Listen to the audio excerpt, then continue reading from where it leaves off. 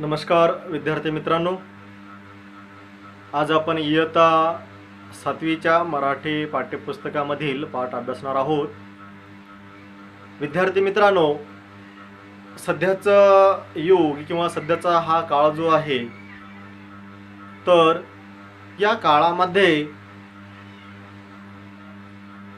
आपली माहिती किंवा आपल्या जे काही उत्पादनाची माहिती लोकांपर्यंत पोहोचली पाहिजे, हे अत्यंत महत्त्वपूर्ण आहे. मोठमोठे उद्योग व्यवसाय करणारे जे आहेत किंवा आज पाहिलं तर मोठमोठे असे उद्योग व्यवसाय आपल्याला पाहायला मिळतात. या उद्योगाचं किंवा या उद्योगामधील ज्या काही वस्तू वगैरे बनतात त्या वस्तूंची माहिती जनसामान्यापर्यंत पोहोचली पाहिजे, तेव्हा त्या जे काही वस्तू आहेत ती विकल्या जातात. तसेच आपलं कोणतंही कार्य जे आहे ते कार्य लोकांपर्यंत पोहोचणं हे महत्त्वाचं आहे. आपण एखादी कार्य करत आहोत किंवा एखादी आपला बिझनेस आहे, व्यवसाय आहे, तर त्या व्यवसायाची माहिती लोकांपर्यंत पोहोचली पाहिजे. आपल्या कार्याची माहिती लोकांपर्यंत पोहोचली पाहिजे. मग आपल्या व्यवसायाची किंवा आपल्या कार्याची प्रगती होत असते. आपण जे उत्पादन निर्माण करतो त्या उत्पादनाची माहिती लोकांपर्यंत जर पोहोचली तरच त्या उत्पादन किंवा त्या वस्तू मोठ्या प्रमाणामध्ये विकल्या जातात. आणि म्हणून अशाच साठी आज अनेक ज्या काही मोठमोठ्या कंपन्या आहेत, कारखाने आहेत, त्यामधून ज्या काही वस्तू निर्माण होतात, मग त्या वस्तू माणसाच्या उपयोगाच्या कशा आहेत याविषयीची माहिती लोकांपर्यंत पोहोचली जाते. तेव्हा लोक ते घेण्यासाठी, खरेदी करण्यासाठी तयार होत असतात. मग आता हे साधन कोणतं, कशा प्रकारे पोहोचली जाते, लोकांपर्यंत कशा प्रकारे पोहोचलं जातं, याचा जर आपण विचार केला तर ते माध्यम, ते साधन आहे जाहिरात. जाहिरातीच्या माध्यमातून आपण आपल्या उत्पादनाची माहिती, आपल्या कार्याची माहिती, आपल्या उद्देशाची माहिती लोकांपर्यंत आपण पोहोचवू शकतो. म्हणून विद्यार्थी मित्रांनो, आज जो आपण पाठ अभ्यासणार आहोत तो आहे आम्ही जाहिरात वाचतो. हा जो पाठ आहे तो पाठ आज आपल्याला अभ्यासावयाचा आहे. लिहा, आम्ही जाहिरात वाचतो. आम्ही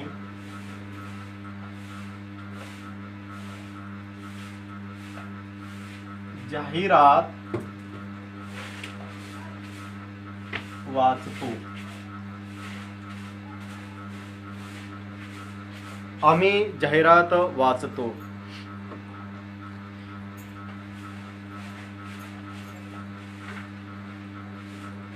आज आपण पाहिलं तर खूप मोठ्या प्रमाणावरती जाहिराती आपल्याला वाचायला, ऐकायला, पाहायला मिळत आहेत. बरोबर आहे ना? तुम्ही नक्की हो म्हणाल.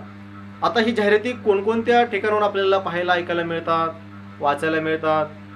तर न्यूजपेपर आहे, वृत्तपत्र, TV आहे, दूरदर्शन, यांच्या माध्यमातून आपण या जाहिराती पाहतो, ऐकतो, वाचतो. बरोबर आहे ना? समजा आपण टीव्हीवर आपला आवडता कार्यक्रम आपण पाहत असलो तर मध्येच बऱ्याच वेळेस जाहिरात येत असते. आपली इच्छा तो कार्यक्रम पाहण्याची असते.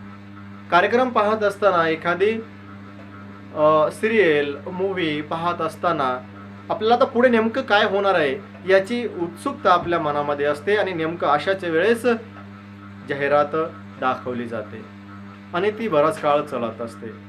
मग बघा, आता ते न पाहण्याची इच्छा असूनही, म्हणजे ती पाहण्याची इच्छा नसतेही आपल्याला, तरीही आपण ते पाहत असतो.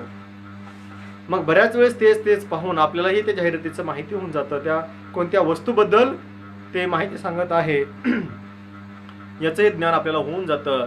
आणि मग आपण त्या वस्तू घेत असतो. आता जाहिरातीचा उद्देश काय आहे?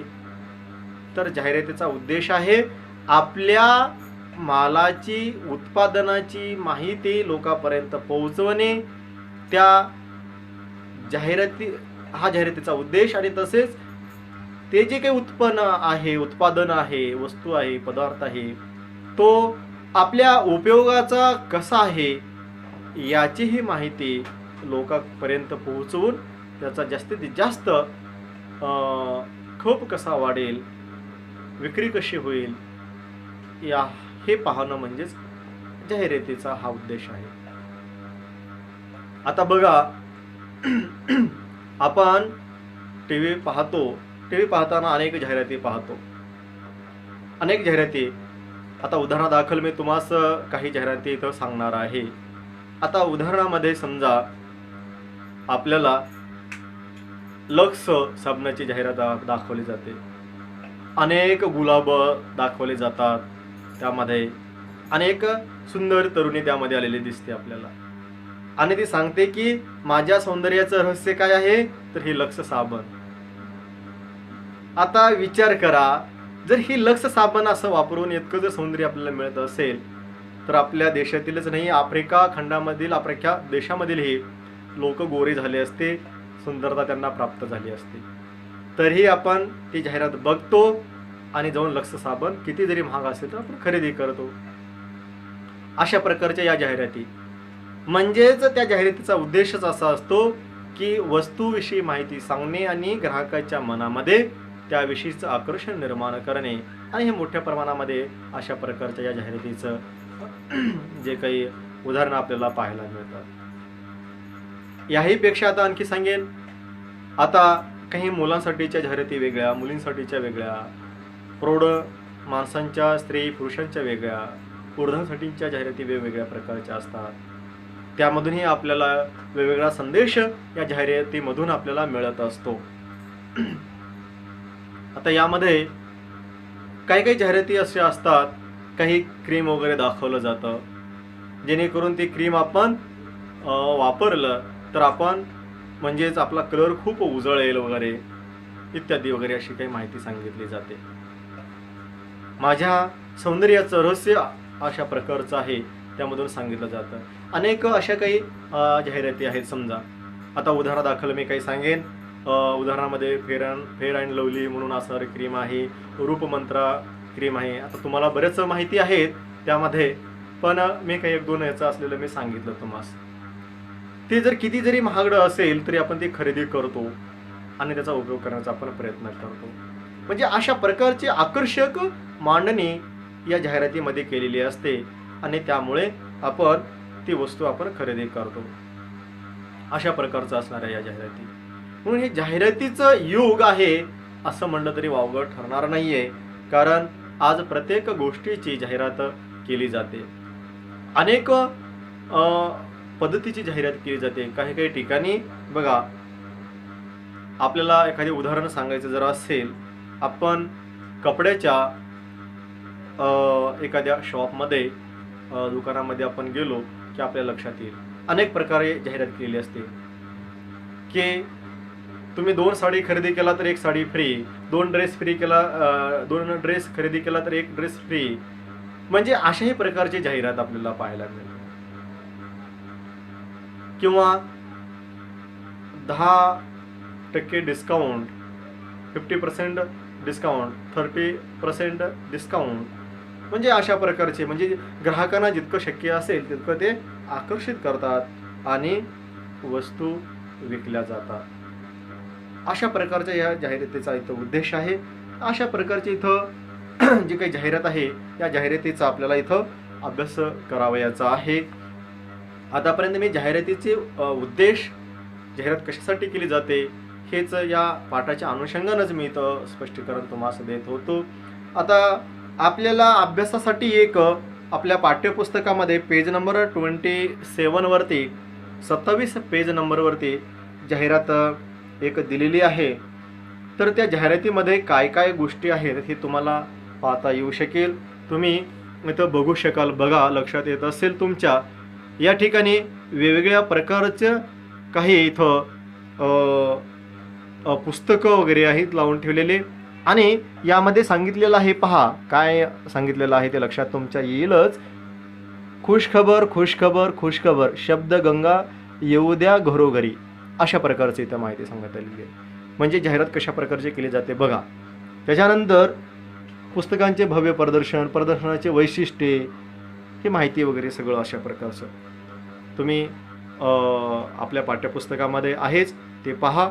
मी इथं वाचन करून तुम्हाला याचं स्पष्टीकरण इथं देतो. बघा, आता यामध्ये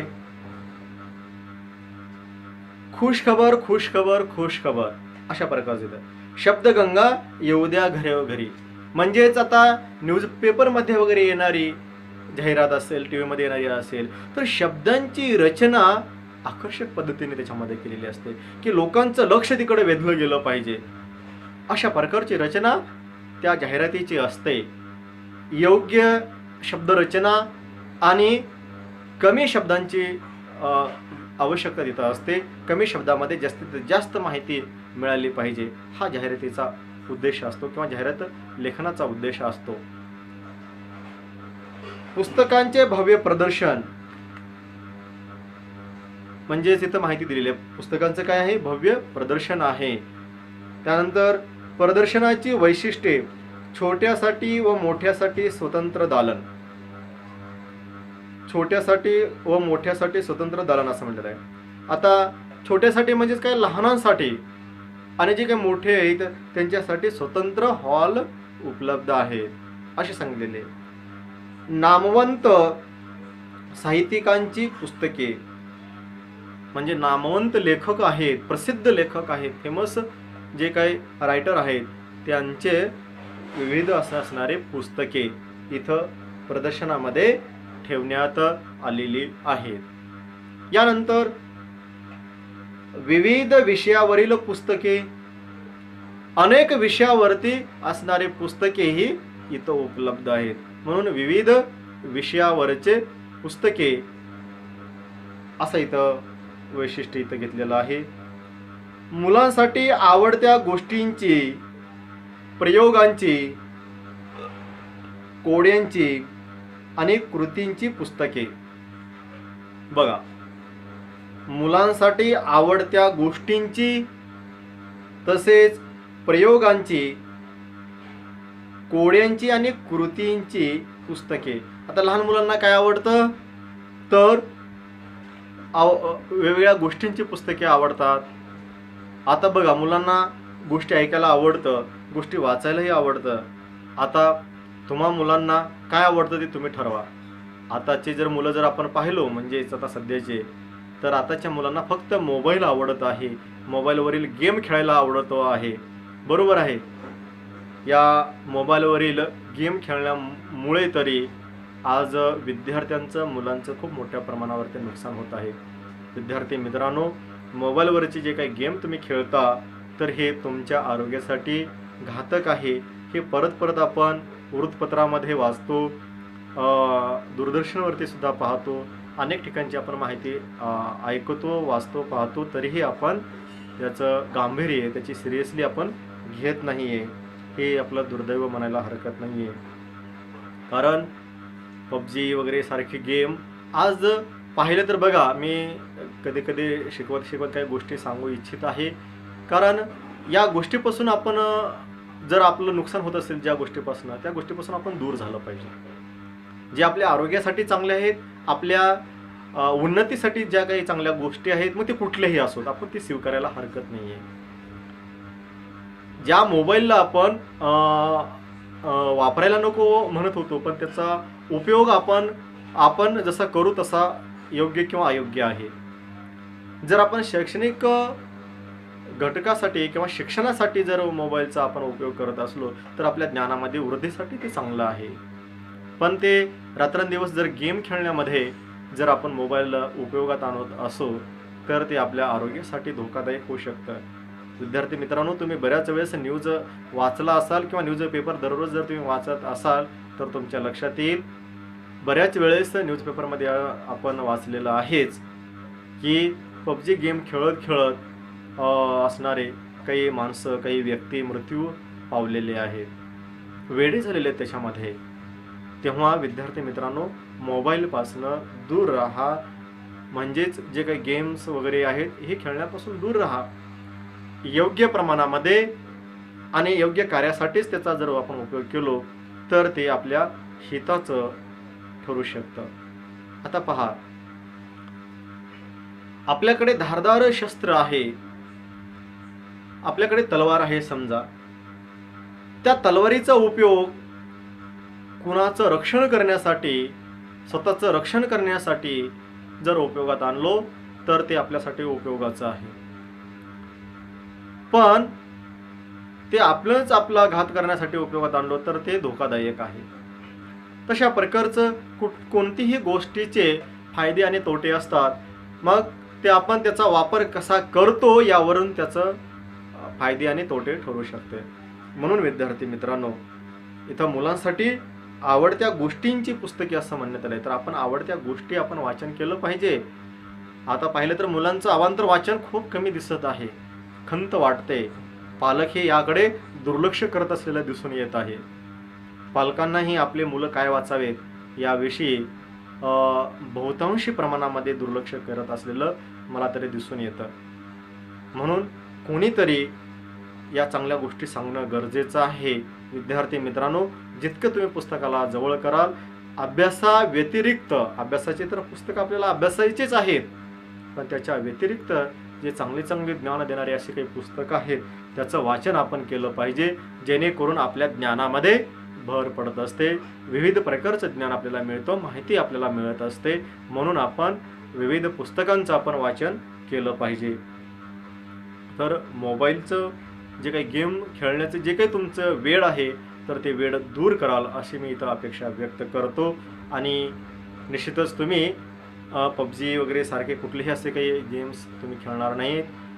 मोबाईलचा शैक्षणिक कार्यासाठी उपयोग कराल आणि योग्य कार्यासाठीच तुम्ही उपयोग कराल तर ते आपल्याला फायदेशीर ठरू शकेल. तर त्या मोबाईलचे गेम खेळण्यापेक्षा जर तुम्ही मैदानी गेम्स खेळलात, मुलं मुली वगैरे एकत्र मिळून, तर निश्चितच तुम्हाला ते आरोग्यासाठी चांगलं राहणार आहे. आरोग्य सुधारेल, व्यायाम चांगल्या प्रकारचा होऊ शकेल. तेव्हा बऱ्याच काही गोष्टी असं सांगाव्याशा असं वाटतात, पण वेळेचंही आपल्याला बंधन आहे. म्हणून थोडक्यामध्ये इथं मी माझं मनोगत इथं व्यक्त करत आहे. या पाठाच्या अनुषंगानंच मी आपल्याशी बोलतोय. विषयांतर असं इथं होऊ देत नाही आहे. तरी मुलांना या गोष्टींची गरज आहे. आपण पालक म्हणूनही पालकांनी सुद्धा मुलांच्या हातामध्ये कितपत मोबाईल आणि काय पाहण्यासाठी द्यायचा हे आपण थोडंसं इथं सजग राहिलं पाहिजे, सावध राहिलं पाहिजे. काही ठिकाणी मुलांना मार्गदर्शन आपले करण्याची गरज असेल तर तिथं मार्गदर्शन आपण केलं पाहिजे. त्या ठिकाणी मुलांना योग्य वेळी योग्य तो सल्लाही दिला पाहिजे. म्हणून विद्यार्थी मित्रांनो, मी जे सांगतोय त्याकडे थोडंसं काळजीपूर्वक ते ऐकावं आणि त्या पद्धतीने तुम्ही तसं करावं अशी इथं मी एक अपेक्षा इथं व्यक्त करतो. मुलांसाठीच्या आवडत्या गोष्टींची, प्रयोगांची, कोड्यांची आणि कृतींची पुस्तके उपलब्ध आहेत. म्हणजे मुलांना छान छान गोष्टीची पुस्तकं ऐकायला, वाचायला आवडतात. वेगवेगळे कोडे मुलांना आवडत असतात. एकमेकांना मुलं कोडी घालत असतात, ते आहेत. सायंकाळी 7 ते 8 या वेळेत नामवंत साहित्यिक आपल्या भेटीला व प्रत्यक्ष वार्तालाप करण्याची संधी. आता इथं सांगितलेलं आहे संध्याकाळच्या वेळी काय असणार आहे, 7 ते 8 या वेळेमध्ये 1 तासाचा वेळ असणार आहे. आणि याच्यामध्ये नामवंत साहित्यिक, जे प्रसिद्ध साहित्यिक आहेत ते तुमच्याशी वार्तालापही करतील. म्हणजे भेटीचा व प्रत्यक्ष वार्तालाप म्हणजे एकमेकाशी बोलतील. तुमच्या काही जर साहित्याच्या संदर्भात काही बोलायची इच्छा असेल तर ते नक्कीच तुमच्याशी बोलतील, संवाद साधतील. म्हणजे अशा प्रकारचं आकर्षक काही वैशिष्ट्य, याला विशेष असं म्हणतात. म्हणजे जेणेकरून जास्तीत जास्त लोक या पुस्तकांचं जे काही इथं प्रदर्शन आहे या प्रदर्शनामध्ये सामील व्हावेत, पुस्तकं खरेदी करावेत, हा उद्देश या जाहिरातीचा आहे. इथं कालावधीही दिलेला आहे. पहा, कालावधी आहे 15 ते 20 ऑक्टोबर 2019 असा आहे. कालावधी काय आहे इथं? 15 ते 20 ऑक्टोबर हा कालावधी आहे. म्हणजेच जवळजवळ 15 पासून 20 तारखेपर्यंतचा हा असणारा कालावधी. वेळ आहे सकाळी 10 ते सायंकाळी 8 वाजेपर्यंत. या प्रदर्शनाचा वेळ किती आहे? सकाळी 10 ते सायंकाळी 8 पर्यंत हे प्रदर्शन भरवण्यात आलेलं आहे. हा कालावधी आहे. स्थळ आहे शारदा विद्यालयाचे सभागृह. स्थळ कुठे आहे? शारदा विद्यालयाचे सभागृह.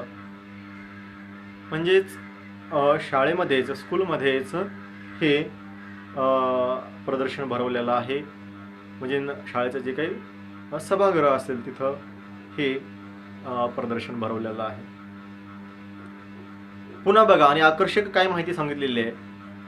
पुस्तक खरेदीवर 20% सवलत. लक्षात येतं तुमच्या. आता आपण पुस्तक खरेदी केलो तर त्या पुस्तक खरेदीवरती 20% डिस्काउंट आहे. 20% सवलत देण्यात आलेली आहे.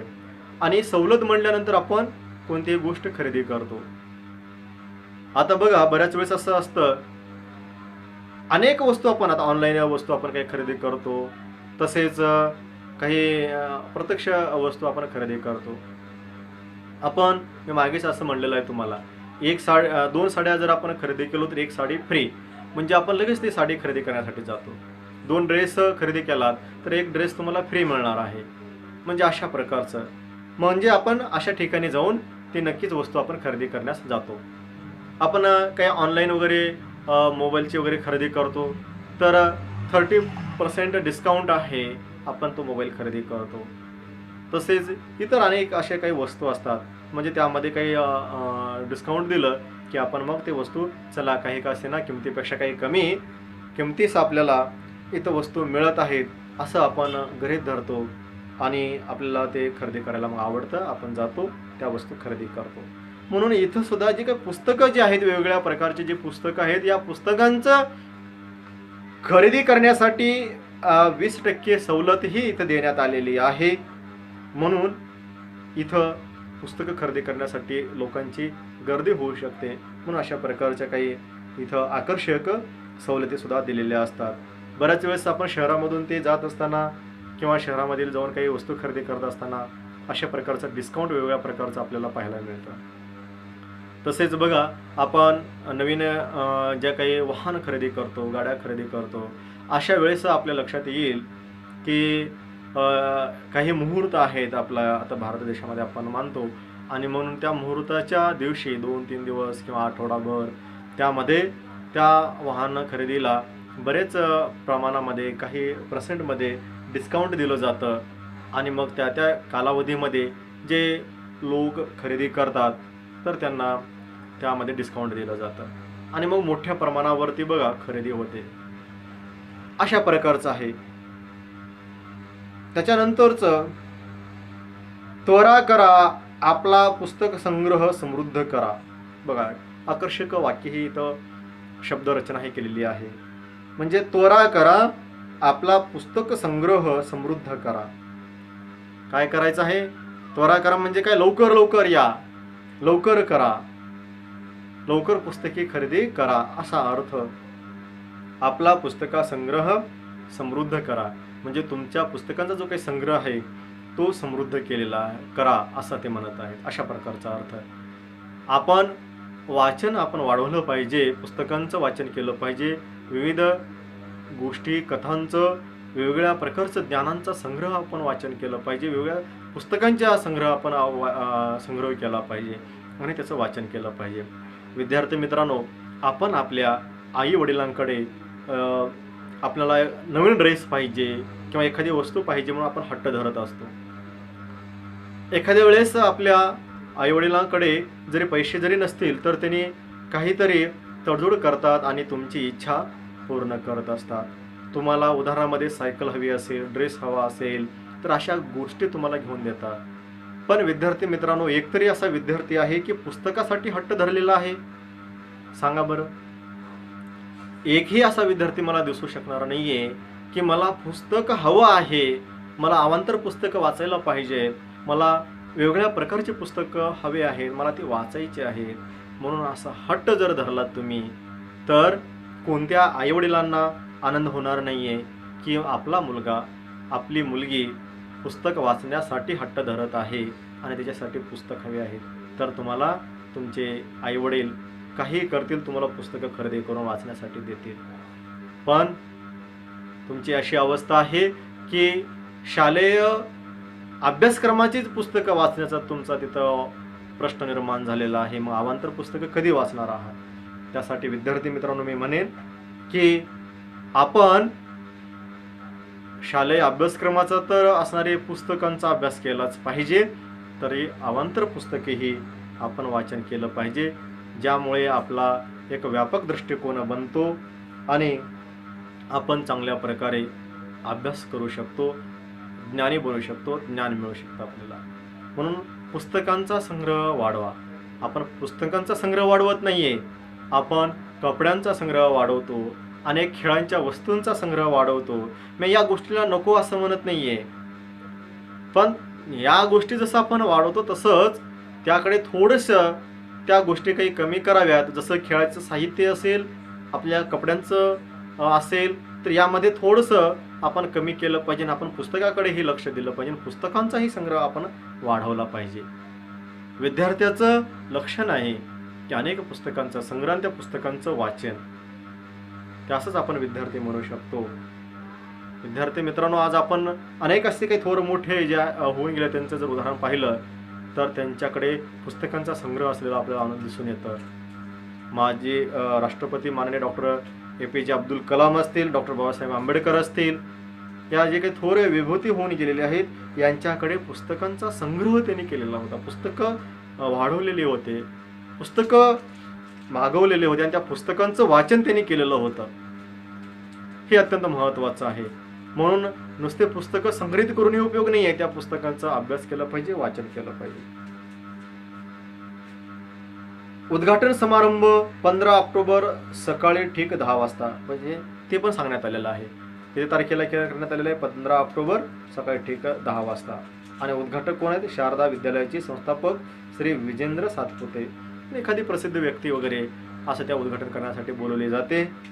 त्याची तारीख, डेट वगैरे वेळ हे निश्चित केली जाते. म्हणजे एकंदरीत ही जी जाहिरात आहे, विविध वस्तूंची विक्री व्हावी, हा त्या पाठीमागचा उद्देश आहे, हे लक्षात घ्या. वेगवेगळ्या प्रकारचे कुठलेही पदार्थ असू द्या, कुठलाही वस्तू असू द्या, कुठलीही त्या वस्तूची विक्री व्हावं, जास्तीत जास्त ग्राहक ते खरेदी करावं, हा त्या पाठीमागचा उद्देश असतो. विद्यार्थी मित्रांनो, आपण इथं आम्ही जाहिरात वाचतो हा जो काही पाठ आहे, हा पाठ आपण इथं अभ्यासलेला आहे. अनेक उदाहरणासह मी तुम्हाला इथं स्पष्टीकरण दिलेलं आहे. आणि जाहिरात कशी महत्त्वपूर्ण आहे आजच्या जीवनामध्ये, याचंही तुम्हाला इथं महत्त्व सांगितलेलं आहे. तर अशा प्रकारची जसं ही जी जाहिरात आहे, ही जशी जाहिरात दिसते अशीच जाहिरात तुम्ही होमवर्कमध्ये अगोदर लिहायची आहे, जशी आहे तशीच. इथं तुम्हाला पेज नंबर 27 वरती जी जाहिरात दिसते, अशा प्रकारची जसं आहे तशाच प्रकारचं व्यवस्थित शक्य असेल तर अशाच प्रकारचं थोडंसं विविध कलरचा उपयोग करूनही तुम्ही अक्षरं लिहू शकता. शक्य असेल तर ही अशा प्रकारचं चित्रही काढायला पाहिजे. म्हणजेच शक्य असल्यास असं म्हणण्यापेक्षा तुम्ही काढलेलं चांगलंच राहू शकेल, तुम्ही काढायलाच हवं. तर अशा प्रकारचं हे काढणं गरजेचं आहे. का तर 10th क्लासच्या एक्झाममध्ये, ज्या बोर्डाच्या एक्झाम असतील त्यामध्ये अशा प्रकारचे प्रश्न निश्चित विचारले जातात. काही प्रश्न दिला जातो आणि त्यावरून जाहिरात तयार करा असा प्रश्न येतो. म्हणून त्या अनुषंगानेच आपल्याला अभ्यास करणं गरजेचं आहे. आणि अशाच प्रकारचे प्रश्न परीक्षेमध्येही आपल्या येणार आहेत. म्हणून ही अशा प्रकारची जाहिरात तुम्ही लिहा. तसेच या जाहिरातीखाली जे काही प्रश्न देण्यात आलेले आहेत, हे सर्व प्रश्नांची उत्तरं तुम्हाला होमवर्कमध्ये लिहून दाखवायचं आहेत. आणि खाली काही कोडी पण दिलेल्या आहेत, ते कोडी सुद्धा सोडवून होमवर्कमध्ये तुम्हाला लिहावायचं आहे. तर विद्यार्थी मित्रांनो, या प्रश्नांची उत्तरं लिहा, खाली दिलेले जे कोड आहे ते लिहा. हे सर्व होमवर्कमध्ये लिहायचं आहे आणि हे या पाठाचा चांगला अभ्यास तुम्हाला करावयाचा आहे. तेव्हा ज्या ठिकाणी तुम्ही व्हिडिओ पाहत असताना जर कुठेही तुम्हाला अडचण वाटली, काही समजलेलं नसेल, तर आम्ही जो व्हिडिओ अध्यापनाचा जो बनवत आहे हा पाहिल्यानंतर तुम्हाला अडचण वाटत असेल तर विचारत चला. आणि एक सर्व विद्यार्थ्यांना मी एक सूचना सांगू इच्छित आहे की तुम्ही व्हिडिओ हा सुरुवातीपासून शेवटपर्यंत लक्ष देऊन पाहायचा आहे आणि ऐकायचं आहे. तर तुम्हाला लक्षात निश्चितच येईल, समजेल. 1, 2, 3 वेळेस शक्य होईल तितक्या वेळेस पहा. नाही समजत असेल, कुठं अडचण वाटत असेल तर तसा प्रश्न लिहून ग्रुपवरती तुम्ही टाकू शकता किंवा डायरेक्ट आमच्याशी सुद्धा तुम्ही कॉल करून आम्हाला प्रश्न विचारू शकता.